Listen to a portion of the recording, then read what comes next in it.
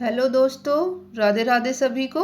Science के कुछ important questions जो कि प्रीवियस ईयर के किसी न किसी एग्जाम में आए हुए हैं। चलिए देखिए। फर्स्ट क्वेश्चन, वायु में कौन सी नोबल गैस नहीं होती है? तो यहाँ पर पूछा गया है कि नोबल गैस जो कि नहीं होती है। इस नहीं को ध्यान से देख लीजिए, क्योंकि कई बार हम क्या करते हैं, नहीं देखते हैं और सीधा पढ़ लेते हैं बस वायु में कौन सी नोबल गैस होती है। ठीक है, तो आपको नहीं जरूर से देखना है, फिर हमें नहीं के अकॉर्डिंग ही आंसर देना है। तो देखिए भाई, यानी कि बाकी सब तो होती हैं और एक नहीं होती है। तो हीलियम होती है, नियोन होती है, आर्गन होती है, पर रेडोन नहीं होती है। तो यहाँ पर हमारे जो क्वेश्चन का आंसर है वो क्या हो जाएगा? Option number 4 is right. Radon जो गैस है वो वाली नोबल गैस नहीं होती है वायु में। रेडोन का सिंबल क्या है? Rn है। ये जो रेडोन गैस है ये कैसी गैस है? एक रेडियो सक्रिय गैस है। ये रेडियो सक्रिय गैस होती है। ये सभी नोबल गैसें हैं। नोबल या निष्क्रिय गैसें। हीलियम के लिए सिंबल क्या हो जाएगा? He। नियोन के लिए, आर्गन के लिए Ar। ठीक है, ये इनके सिंबल हो जाएंगे।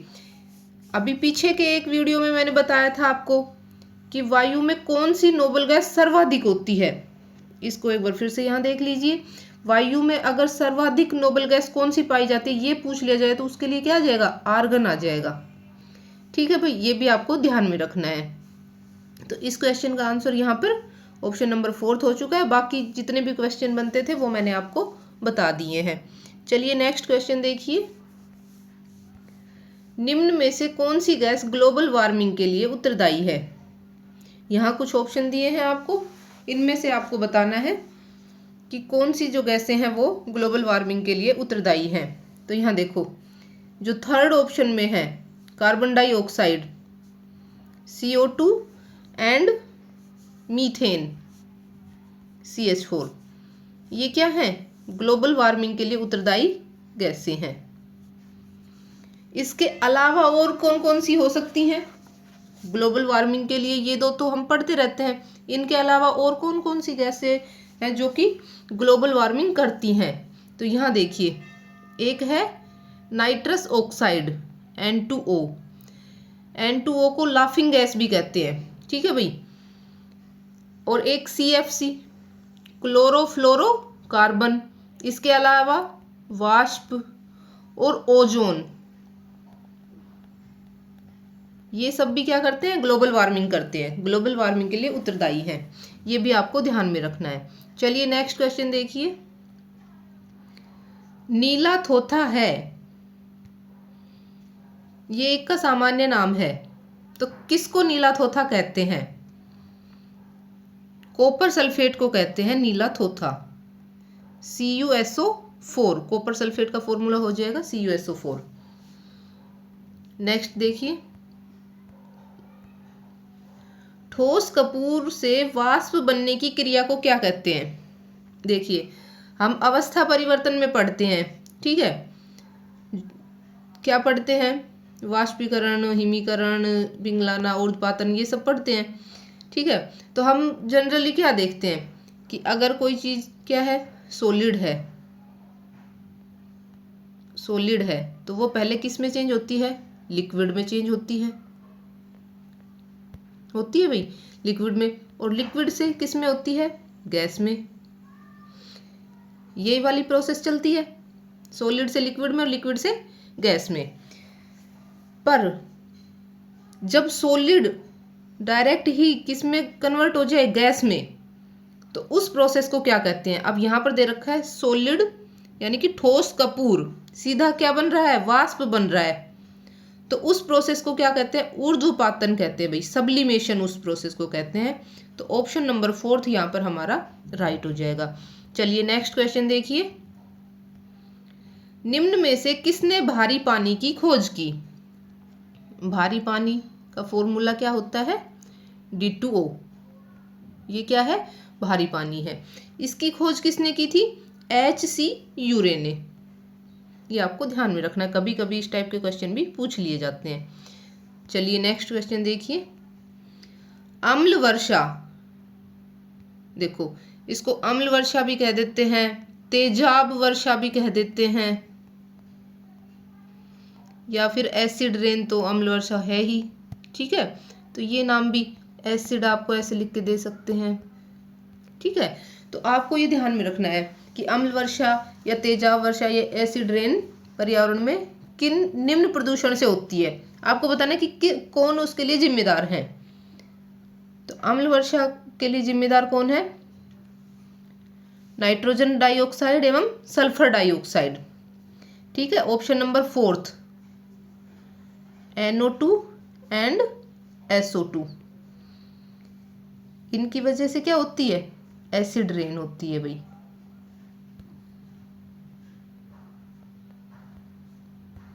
नेक्स्ट क्वेश्चन देखिए, दूध है, जो दूध होता है वो क्या है? यहाँ पे 4 ऑप्शन दिए गए हैं भाई, इमल्शन है, सस्पेंशन है, फोम है या जेल है। तो क्या है? दूध एक इमल्शन होता है। ठीक है, पायस होता है, क्योंकि जो दूध की वसा होती है वो क्या होती है? पानी में बिखरी रहती है। ठीक है, और आपको पता है कि दूध वसा, पानी और अन्य घटकों का क्या है? मिश्रण है। चलिए नेक्स्ट क्वेश्चन देखिए, फ्यूज तार किससे बनता है? मतलब कौन कौन सी धातुएं मिलके जो कि मिश्र धातु बनाती हैं उनसे फ्यूज तार बनता है। तो टिन और सीसा की मिश्र धातु से फ्यूज तार बनाया जाता है। टिन के लिए सिंबल SN हो जाएगा और सीसा के लिए क्या हो जाएगा? PB। सीसा को लेड भी कहते हैं, तो SN प्लस PB मिलके क्या बनाते हैं? फ्यूज तार बनाते हैं। चलिए नेक्स्ट क्वेश्चन देखिए, पेट्रोल की आग बुझाने का उत्तम साधन है। देखो, हम आग बुझाने के लिए फटाफट क्या करते हैं? पानी लेके आते हैं, पर यहाँ पूछा गया है कि पेट्रोल की आग, अगर पेट्रोल की वजह से आग लग गई है तो उसको बुझाने के लिए सबसे उत्तम जो साधन रहेगा वो क्या रहेगा? तो वो रहेगा सैंड या बालू। ऑप्शन नंबर 3 यहाँ पर हमारा राइट हो जाएगा। चलिए नेक्स्ट क्वेश्चन देखिए, निम्नलिखित में से कौन सा एक जिप्सम का रासायनिक सूत्र है? जिप्सम का रासायनिक सूत्र पूछा गया है, तो CaSO4.2H2O। 2 जल के अणु होते हैं। ठीक है, ये जिप्सम का सूत्र है। अगर इसको हम गर्म कर देते हैं तो क्या होता है?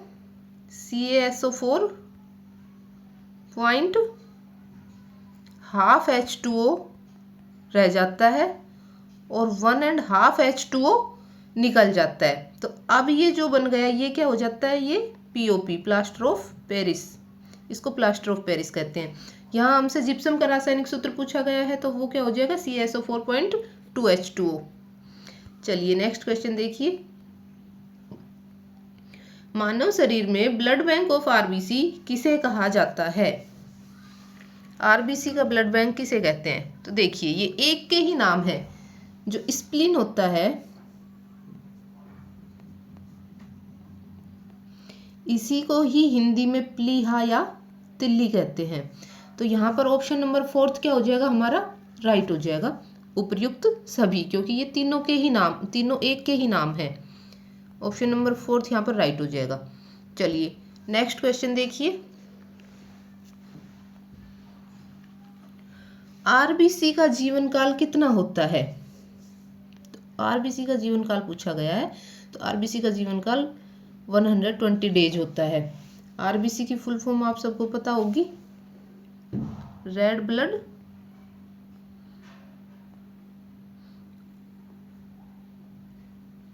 कॉर्पसल्स, ये RBC की फुल फॉर्म है। और RBC are responsible for carrying oxygen. जो RBC होती हैं वो ऑक्सीजन को क्या करती हैं? कैरी करती हैं, O2 कैरी करती हैं ये। ठीक है, चलिए नेक्स्ट क्वेश्चन देखिए, मानव शरीर में RBC का निर्माण कहाँ होता है?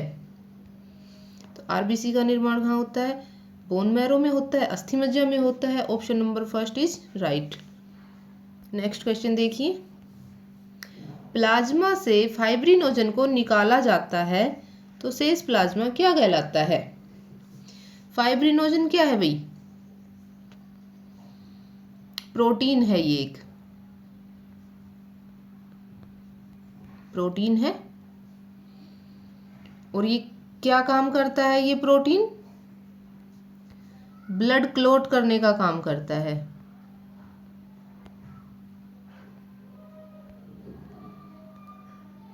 इट मीन्स ये क्लोटिंग फैक्टर है।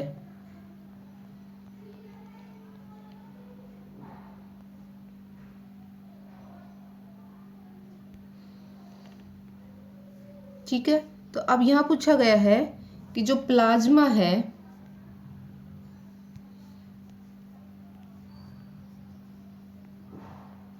उसमें से क्या माइनस कर दें हम? फाइब्रिनोजन प्रोटीन कह दो या क्लोटिंग फैक्टर कह दो। अगर क्लोटिंग फैक्टर निकाल दिया जाए तो क्या बचेगा? सीरम, सीरम बचेगा। ठीक है, तो यहां पर जो हमारे क्वेश्चन का आंसर है वो क्या हो जाएगा? Serum. Option number 1 is right. चलिए नेक्स्ट क्वेश्चन देखिए। रक्त के अध्ययन को क्या कहा जाता है?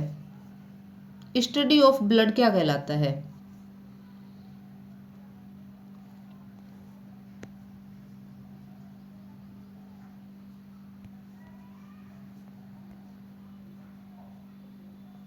स्टडी ऑफ ब्लड क्या कहलाता है? हिमेटोलॉजी कहलाता है। देखो, लॉजी शब्द जो होता है वो किसके लिए यूज होता है? अध्ययन के लिए, स्टडी के लिए यूज होता है। और जो हिमेटो शब्द है वो किसके लिए यूज होता है? हिमेटो वर्ड आता है ब्लड के लिए, रक्त के लिए। ठीक है, तो ये हिमेटोलॉजी कहलाएगा। चलिए नेक्स्ट क्वेश्चन देखिए। मनुष्य के रक्त का पीएच मान कितना होता है? ह्यूमन ब्लड का पीएच मान पूछा गया है यहाँ पर, तो कितना होता है? 7.4। It means slightly basic nature का होता है ह्यूमन ब्लड। तो ऑप्शन नंबर 2 यहाँ पर हमारा राइट हो जाएगा। नेक्स्ट क्वेश्चन देखिए। आरबीसी का वैज्ञानिक नाम क्या होता है? तो इरिथ्रोसाइट आरबीसी का वैज्ञानिक नाम है। ऑप्शन नंबर 1 यहाँ पर राइट हो जाएगा। प्लाज्मा का रंग पीला किस कारण से होता है? देखो भाई, कितने अच्छे अच्छे क्वेश्चंस हैं। जो प्लाज्मा का रंग, कई बार तो सीधा ये क्वेश्चन पूछा जाता है कि प्लाज्मा का रंग कैसा होता है। ठीक है, तो प्लाज्मा का रंग कैसा होता है? पीला होता है। अब पीला भी किस वजह से होता है? तो बिलीरुबिन के कारण। एक वर्णक होता है, पिगमेंट होता है बिलीरुबिन, और उसके कारण प्लाज्मा का रंग पीला होता है। चलिए नेक्स्ट क्वेश्चन देखिए। मानव शरीर में आरबीसी का विनाश कहाँ होता है? तो आरबीसी का विनाश या कब्रिस्तान, जहां विनाश होएगा वो कब्रिस्तान भी कहलाएगा। तो देखो, यहाँ पर हमसे सिर्फ विनाश पूछा गया है। ठीक है, आरबीसी का विनाश कहाँ कहाँ होता है? तो स्प्लीन और प्लीहा तो एक ही है। इनके अलावा और क्या होता है? एक लीवर हमारा। तो यहाँ पर जो ऑप्शन नंबर 4 है, उपयुक्त सभी, ये हमारा राइट हो जाएगा। दोस्तों, आपको अगर वीडियो अच्छी लग रही है तो आपको वीडियो को 1 मिनट निकाल के जरूर से लाइक करना है और चैनल को सब्सक्राइब करना है।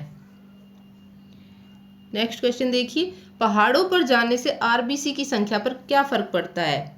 काफी बार एग्जाम में आया हुआ क्वेश्चन है। जब हम पहाड़ों पर जाते हैं तो ऊंचाई पर जाने पर क्या होता जाता है? भाई, ऑक्सीजन की कमी होती जाती है। तो ऑक्सीजन की कमी को पूरा करने के लिए क्या करते हैं? हम क्या करेंगे? वायु से अधिक O2 प्राप्त करना चाहेंगे। ठीक है, तो उससे हमारी श्वसन क्रिया क्या हो जाएगी? तेज हो जाएगी, तीव्र हो जाएगी। ठीक है, तो उससे क्या होती है? आरबीसी की संख्या बढ़ जाती है।